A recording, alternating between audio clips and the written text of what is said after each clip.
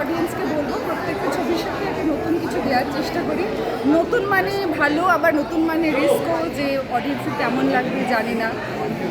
অনেক ছবিতে আপনাদের মোটিভেশন দেওয়ার চেষ্টা করেছি, অনেক ছবিতে শুধু হাসাতে চেয়েছি, অনেক কাজে ইন্সপায়ার করার চেষ্টা করেছি বডি পজিটিভিটি দিয়ে, অনেক ছবিতে মনের কষ্ট নিয়ে কথা বলতে চেয়েছি। এই ছবিতে শুধুই ভয় পাওয়াতে চাই, এবং হন্টিং অফ রীতাভরি কেমন সেটা দেখার জন্যে বাৎসরিক দেখতে হবে। আপনারা তো আমাকে একটা তকমা দিয়েছেন মিষ্টি বাবলি রীতাভরি, দেখুন সেই মিষ্টি বাবলি রীতাভরিকে ভূতে ধরলে কী হয়। মানে যারা ভূতে ভয় পায় তাদের তো বাৎসরিক দেখতেই হবে, যারা পায় না তাদেরকেও দেখতে হবে, তাই তো? একদম, মানে ছবিটার মধ্যে অনেক নতুন চমক রয়েছে, ছবিটাই বলতে পারো একটা নতুন চমক। তো যারা নতুন কিছু দেখতে ভালোবাসে, অন্যরকম কিছু দেখতে পছন্দ করে, তাদের জন্য definitely this film is a must watch. Mainak অনেক যত্ন করে ছবিটা বানিয়েছে, এবং বাংলায় এরকম কাজ আগে হয়নি, এইটুকু বলতে পারি। অ্যাবসলিউটলি।